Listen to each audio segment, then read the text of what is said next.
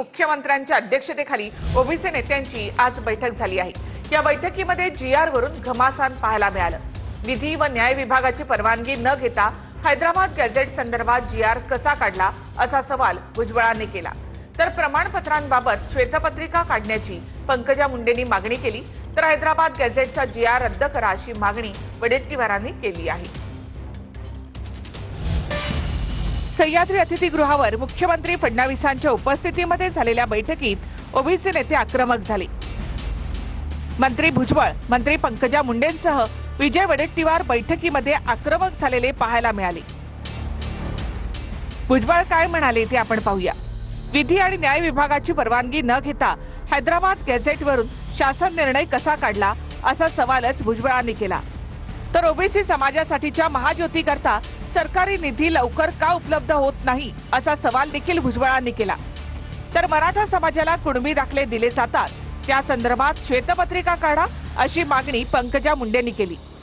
माझी विनंती आहे की तो 2 सप्टेंबरचा जीआर रद्द करा आणि 10 ऑक्टोबरला तो निर्णय घेऊन प्रतिनिधी घेऊन मोर्चात पाठवा। मोर्चामध्ये आम्ही त्यांचं स्वागत करू। कोणाच्या बापाची पेंड आहे काय जीआर रद्द करणं? हैदराबादच्या गॅझेटच्या आधारे तो जीआर काढलाय। मराठवाड्यातला सगळा मराठा कुणबी आहे यासाठी तो जीआर काढलाय। असं रद्द करणं आणि हे करणं सोप्या गोष्टी आहेत का? सरकारने बोलावलेल्या बैठकीत सकल ओबीसी संघटनांनी मुख्यमंत्र्यांना निवेदन दिलं। या बैठकीमध्ये सकल ओबीसी संघटनांनी प्रमुख मागण्या मांडल्या। त्यामध्ये 2 सप्टेंबरला सरकारनं काढलेला शासन निर्णय ओबीसीला धक्का लावणारा असून तो रद्द करावा। 2014 पासून दिले गेलेले जात प्रमाणपत्र आणि जात पडताळणी प्रमाणपत्राची श्वेतपत्रिका काढावी। माननीय मुख्यमंत्र्यांनी हे स्पष्ट केलं आहे की कुठलाही खोटं प्रमाणपत्र जर कोणी काढलं असेल, खोडतोड केली असेल किंवा एखाद्या अधिकाऱ्यांनी चुकीचे प्रमाणपत्र दिले असेल तर तो अधिकारी जबाबदार राहील, त्या अधिकाऱ्यावर कारवाई होईल। कुठल्याही परिस्थितीमध्ये कुठल्याही समाजावर अन्याय होणार नाही, ओबीसीच्या ताटातलं कोणी घेणार नाही। 10 तारखेचा मोर्चा जो ओबीसी संघटनांनी कॉल केला आहे तो मोर्चा मात्र परत घ्यावा। राज्याची पूर परिस्थितीचा विचार करून हा मोर्चा परत घ्यावा अशी विनंती माननीय मुख्यमंत्री महोदयांनी विजय वडेट्टीवार आणि सर्व शिष्टमंडळाला केली आहे। 10 ऑक्टोबरला तो निर्णय घेऊन तुमचा प्रतिनिधी घेऊन मोर्चात पाठवा। सरकारची भूमिका सकारात्मक आहे का हे त्या ठिकाणी दिसल्यानंतर सकल ओबीसी समाज त्या संदर्भातला निर्णय तो घेईल। त्याचे गेलेला माणूस राहते ते जातीनं पछाडलेलं आहे। जातीवादाचा नरकासूर आहे अलिबाबा देव। जातीवादाचा अलिबाबा नरकासूर आहे तो। याला त्या पदावर ना खरं ठेवायला नाही पाहिजे फडणवीस साहेबांनी। फडणवीस साहेबांना 7.5 जर या सरकारच्या मागची काढायची असेल तर त्याला हुसकून देणं गरजेचं आहे तिथून लवकर। हा तिला आता कसं आहे शेवटी एखाद्याचं काय असतं बोगस आरक्षण खाऊन रक्तसुद्धा बोगस झालेलं असतं, त्याला नावेलाच असतो, त्याला कोणी काय करू शकत नाही ना। मराठ्यांचं वाटोळं करण्यासाठी किती उताळे झालेत हे बीड जिल्ह्याच्या खूप लक्षात आलं। मराठ्यांनी ध्यानात ठेवा, सुखी समाधानी पोरं करायची असली ते अडथळा दूर करा, यांना संपवा। आता बाळासाहेब ठाकरे यांच्या मृतदेहावरून रामदास कदमांनी केलेल्या आरोपांना अनिल परबांनी उत्तर दिलं आहे। रामदास कदमांना कोर्टात खेचणार असा इशारा परब यांनी दिला। तर बाळासाहेबांच्या मृतदेहाच्या प्रकरणामध्ये सीबीआय चौकशीची मागणी करणार असल्याचं रामदास कदम म्हणाले। बाळासाहेबांच्या मृतदेहावरून रामदास कदम आणि परब यांच्यामध्ये चांगलीच जुंपली। बाळासाहेबांचा मृतदेह 2 दिवस मातोश्रीमध्येच ठेवून उद्धव ठाकरेंनी मृतदेहाचा छळ केला असा आरोप रामदास कदमांनी केला होता। त्या विरोधामध्ये अनिल परब कोर्टात अब्रू नुकसानीचा दावा ठोकणार आहेत। रामदास कदमांनी माफी मागावी अन्यथा कोर्टाच्या कारवाईला सामोरं जावं असा इशारा परब यांनी दिला। तर बाळासाहेबांचा मृतदेह 2 दिवस मातोश्रीमध्ये ठेवल्याच्या प्रकरणाची सीबीआय चौकशी करण्यासाठी मुख्यमंत्र्यांना पत्र देणार असं रामदास कदम यांनी म्हटलंय। मी त्यांना कायदेशीर कोर्टात खेचत आहे, कायदेशीर उत्तर त्यांच्याकडनं मागवणार आहे। त्याच्यामध्ये 100% त्यांना माफी मागावीच लागेल। माफी मागितली नाही तर कोर्टाच्या कारवाईला त्यांना सामोरं जावं लागेल। शासनानं सीबीआयची चौकशी करावी म्हणून मी आता पत्र देणार आहे उद्या मुख्यमंत्र्यांना संभाव्य। बाळासाहेबांच्या बाबतीमध्ये 2 दिवस त्यांची बॉडी ठेवली होती का, याबाबत मी स्वतः माननीय मुख्यमंत्र्यांना भेटून याची सीबीआय चौकशी लावा अशी मागणी मी लेखी आता करणार आहे. या अब्रूनुकसानीच्या दाव्यात कोण डॉक्टर आहेत हे डॉक्टर समोर आलेच पाहिजे. या डॉक्टरांची कोणत्या डॉक्टरांनी, त्याची काय व्हॅलिडिटी आहे, त्या डॉक्टरची त्याला कुठला अधिकार आहे, खरोखर तो डॉक्टर आहे की नाही, या सगळ्या गोष्टींची तपासणी होईल. दसरा मेळाव्यामध्ये बोललो त्यामध्ये मी डॉक्टरांचा उल्लेख केला होता की ते डॉक्टर बाळासाहेबांच्या वरती उपचार करत होते आणि त्या डॉक्टरांचं असं म्हणणं आहे. मग आता अनिल परब त्या डॉक्टरांच्या वरती देखील दाव टाकणार आहेत का? कोणत्याही कायदेशीर कामासाठी एखाद्या व्यक्तीचे मृत्यूनंतरचे ठसे चालतात का, याचं ज्ञान रामदास कदमांना नाही असं परब म्हणाले. तर हाताचे ठसे घेतल्याचं आपल्याला उद्धव ठाकरे यांनी सांगितलं असा दावा कदमांनी केलाय. स्विस बँकेची पद्धत रामदास कदमला माहिती आहे का? रामदास कदमचं अकाउंट आहे का तिकडे स्विस बँकेत, की अशा प्रकारचे ठसे घेऊन स्विस बँकेतनं पैसे येतात? मेलेल्या माणसाचे ठसे घेतले जरी तरी त्याचा काही उपयोग होत नाही, त्यांचं ज्ञान कच्चं आहे. अरे बाबा, ज्या वेळेला मी उद्धवजींना सांगितलं की साहेब आपण साहेबांच्या पायाचे ठसे घेऊन ठेवूया का, कारण त्यांचे पाय आमच्यासाठी दैवत आहेत, आम्हाला कामाला येतील. तर नाही रामदास भाई, आपण हाताचे ठसे घेऊन ठेवलेत. उद्धवजी मला बोलले, उद्धवजी मला याला काय माहिती आहे का, हा गदोळा आता पत्रकार परिषद घ्यायला लागला, याला काय माहिती आहे? 2 दिवस शिवसेना प्रमुखांची बॉडी का ठेवली होती उद्धवजींनी? तुम्ही काय अंतर्गत चाललं होतं तुमचं? आम्ही खाली बसलो होतो 8 दिवस. आम्ही मातोश्रीच्या बाकड्यावर मी झोपलोय 8 दिवस मातोश्रीच्या बाकड्यावर झोपलोय. 2012ला रामदास कदम कुठल्या बाकड्यावर झोपले होते हा बाकडा मी शोधतोय. मातोश्रीवरती असे कुठल्या बाकड्यावरती कोणाला झोपायला देत नाही.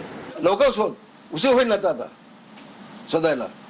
अरे मातोश्रीमध्ये सोफे आहेत, ऑफिस आहे आतमध्ये, आतमध्ये सोफा आहेत, 2 सोफे आहेत समोर समोर आतमध्ये. आता मी सोफ्याच्या ऐवजी बाकडा म्हणला असेल, पण आहेत ना सोफे आतमध्ये. मातोश्रीला 2च बाकडी आहेत हे मला तरी माहिती आहे. दोन्ही बाकड्यावर पोलीस असतात.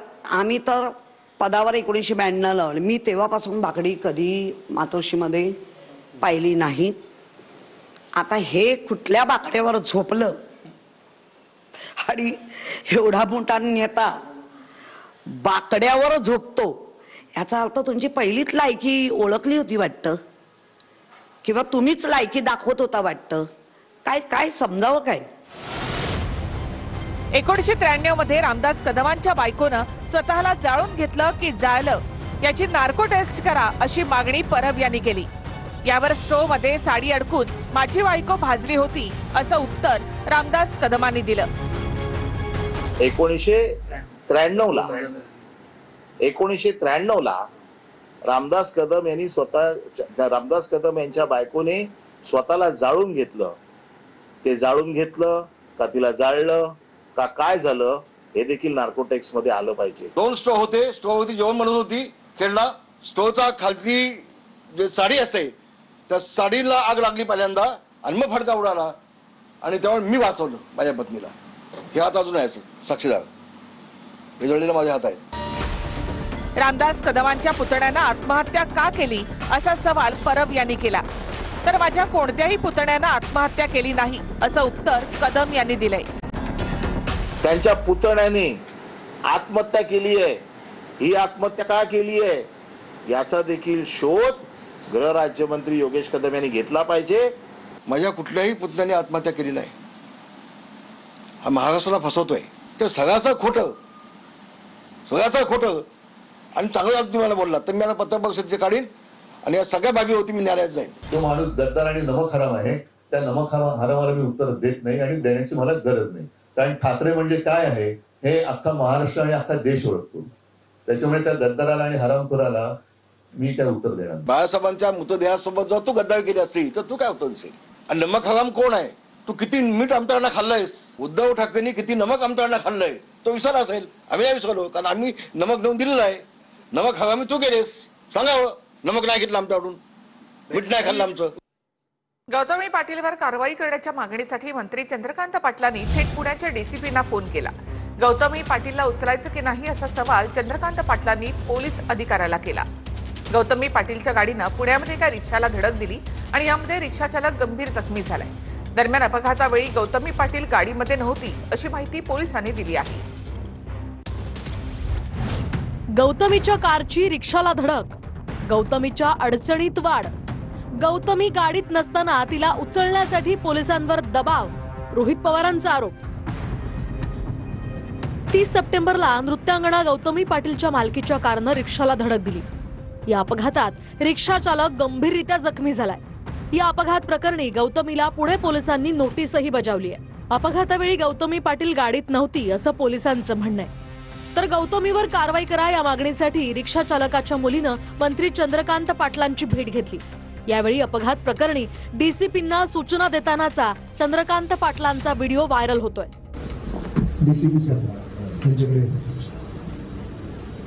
ते गौतमी पाटीलला काय उचलायचं की नाही?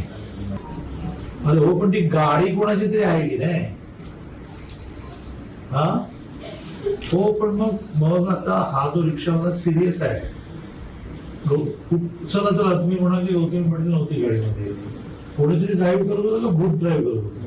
तो जो कोण ड्राईव्ह करत होता त्याला पकडायला लागेल ना. पकडला, केस दाखल केली, मग तुझी गाडी कुठे आहे? गाडी जप्त करून टाका आणि ती गाडीची मालकी नाही गौतमी पाटील तिला नोटीस द्या. त्या बिचाराची मुलगी समोरून बसली आहे, तर तिला काय म्हणा तू अशी गौतमी पाटील वगैरे, तू म्हणा त्यांचा खर्च तरी कर मग सगळं म्हणा. तुम्ही लक्ष द्या. अपघातग्रस्त गाडीत गौतमी पाटील नसताना तिला उचलण्यासाठी पोलिसांवर दबाव असल्याचं म्हणत रोहित पवारांनी आता टीका केली आहे. तर रोहित पवारांनी मला शिकवू नये असं प्रत्युत्तर यावर चंद्रकांत पाटलांनी दिलंय. दरम्यान तुमच्या मतदारसंघातला एक नामचीन गुंड भर दिवसा पोलिसांच्या डोळ्यात धूळ फेकून परदेशात पळून जातो, पण त्याच्या अटकेसाठी आपण कधी पोलिसांना फोन केल्याचं दिसलं नाही. आणि गौतमी पाटील हिला मी ओळखत नाही, पण तिच्या गाडीमुळे रिक्षाचा अपघात झाला असेल तर निश्चितच त्याची चौकशी झाली पाहिजे. दोषी असेल त्यावर कठोर कारवाई सुद्धा झाली पाहिजे. त्या रिक्षावाल्या कुटुंबाला भरीव मदत मिळाली पाहिजे आणि जखमीचा वैद्यकीय खर्चही वसूल केला पाहिजे. पण अपघातग्रस्त गाडीत गौतमी पाटील नसताना तिला उचलण्यासाठी पोलिसांवर दबाव आणणं हे आपल्यासारख्या नेत्याला शोभणारं नाही, असा सवाल रोहित पवारांनी ट्विटद्वारे विचारलाय. रोहित पवारला काय कालमंद आहे? तुला नेता व्हायला लागला. मला रोहित पवारने शिकवण्याची वेळ आलेली नाही. निलेश धायवळ विषयामध्ये मी काय केलं ते काही जाहीरपणे सांगू काय? आपोआप लुकआउटची ऑर्डर निघाली काय? यांना प्रत्येक वेळेला ढोल वाजवण्याची सवय, आम्हाला नाही सवय. जे जखमी आहेत त्यांचे मोठे भाऊ इकडे माझ्या समोर आहेत, संतोष विठ्ठल मरगळे, आणि त्यांचं म्हणणं असं की त्या गाडीमध्ये गौतमी पाटील होत्या, त्यांचा एक ड्रायव्हर होता, ड्रायव्हर बदलला गेला, असं त्यांची सूचना म्हणजे त्यांची. तर मी PIशी बोलतोय आणि पूर्णपणे तपास झाला पाहिजे. गुन्ह्यामध्ये त्या आरोपीला ताब्यात घेतल्यानंतर त्याची मेडिकल सुद्धा आपण केलेली आहे.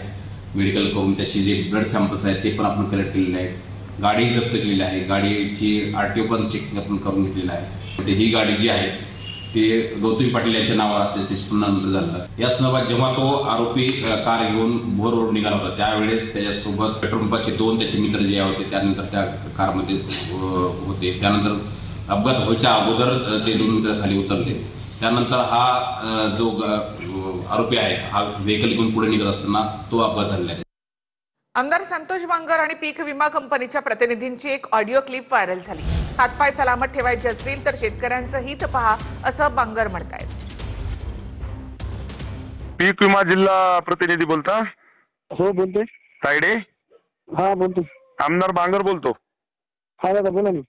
फोन याच्यासाठी लावलाय की आता हे जे तुम्हाला सांगतो की पीक विम्याचा जो विषय आहे, तर आता तुम्ही हे पीक कापणी प्रोग्राम जे आपला तुम्ही जे 15 ऑगस्टच्या आधीचे जे तुम्ही गावं दिलेत, आता हे गावं जर त्या ठिकाणी डोंगर भागावरचे दिले असतील, चांगल्या भागाचे आले त्याच्यामध्ये तर सगळा शेतकऱ्याचा सगळा धिगाणाच होऊन जाईल ना. तर आपल्याला बापू पीक विम्याची म्हणजे आता शब्द म्हणजे घेऊ नका, शेतकऱ्याला पहा. शेतकरी संकटात पडलाय. तुम्हाला जिल्हा प्रतिनिधी म्हणून आमची रिक्वेस्ट आहे, विनंती आहे की जे वस्तुस्थिती आहे त्या पद्धतीनं तुम्हाला सांगतो की तुमचा सर्वे झाला पाहिजे. म्हणजे कंपनीचं हित पाहू नका, शेतकऱ्याचं हित बघा. बरोबर दादा, जी वास्तविक परिस्थिती आहे तीच आपण. आणि जर कमी जास्त जर झालं तर तुम्हाला सांगतो संतोष बांगर एवढा वाईट माणूस नाही बरं काय. मी कंपनीच्या तुमच्या हिंगोलीत एकही माणूस तुमच्या या ठिकाणी राहू देणार नाही. कंपनीचे ते दुःख तुमचे त्या जिथं जिथं ऑफिस आहे तिथं तिथं तर चुरा करू, पण तुम्हालाही कंपनीच्या सगळ्या माणसाला तुम्हाला सांगतो की मी हिंडू देणार नाही. हा, हातापाय तुम्हाला हातापाय जर सलामत ठेवायचे असतील तर शेतकऱ्याचं हित पहा, नसता तुम्हाला सांगतो माझ्या एवढं वाईट नाही. आणि एक महत्त्वाची बातमी, 2 वर्षाखालच्या मुलांना कोणतंही कफ सिरप देऊ नका असे महत्त्वपूर्ण निर्देश केंद्र सरकारनं सर्व राज्यांना दिलेत. संशयाच्या घेऱ्यामध्ये कोल्ड्रिप आणि नेक्सा DS ही 2 औषधं आहेत. तामिळनाडूनं या दोन्ही औषधांवर बंदी घातली आहे. नेमकं हे सगळं प्रकरण काय आहे ते आपण पाहूया.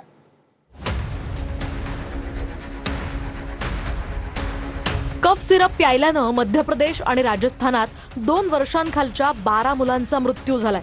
या 12ही मुलांना कफ सिरप दिल्यानंतर त्यांचं मूत्रपिंड निकामी होऊन त्यांचा मृत्यू झाल्याचा दावा करण्यात येतोय. ज्या मुलांचा मृत्यू झाला त्यांना सर्दी खोकल्याचा त्रास होता. डॉक्टरांनी त्यांना दोन्ही वादग्रस्त कफ सिरप लिहून दिले. काही दिवस त्रास थांबला, मात्र पुन्हा सर्दी खोकला सुरू होऊन लघवी होणं थांबलं आणि काही दिवसातच मूत्रपिंड बंद होऊन 12 मुलं दगावली.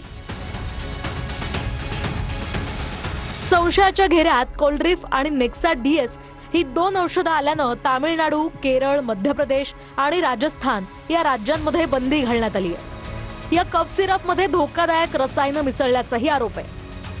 मृत्युमुखी पडलेल्या मुलांना जे कफ सिरप दिलं गेलं त्यात इथिलीन ग्लायकॉल आणि डायथिलीन ग्लायकॉल हे 2 घटक आढळले, जे मुख्यतः औद्योगिक कारणांसाठी वापरले जातात. जाणकारांच्या मते या घटकांच्या कमी सेवनानं सुद्धा मूत्रपिंड आणि मेंदूला गंभीर नुकसान होऊ शकतं. 2 वर्षांखालील मुलांना कोणतंही कफ सिरप देऊ नका असे महत्त्वपूर्ण निर्देश आता केंद्र सरकारनं या सर्व राज्यांना दिलेत. त्यामुळे 2 वर्षांखालील मुलांना खोकला किंवा सर्दीसाठी औषध लिहून देणाऱ्या डॉक्टरांना सुद्धा इशारा देण्यात आलाय. तर सूत्रांच्या माहितीनुसार महाराष्ट्रात 26,000 लिटर कफ सिरपचा साठा नष्ट करण्यात आलाय. तर तामिळनाडूनं कोल्ड्रिप कफ सिरपवर बंदी घालून ते बाजारातनं हटवण्याचे आदेश दिलेत.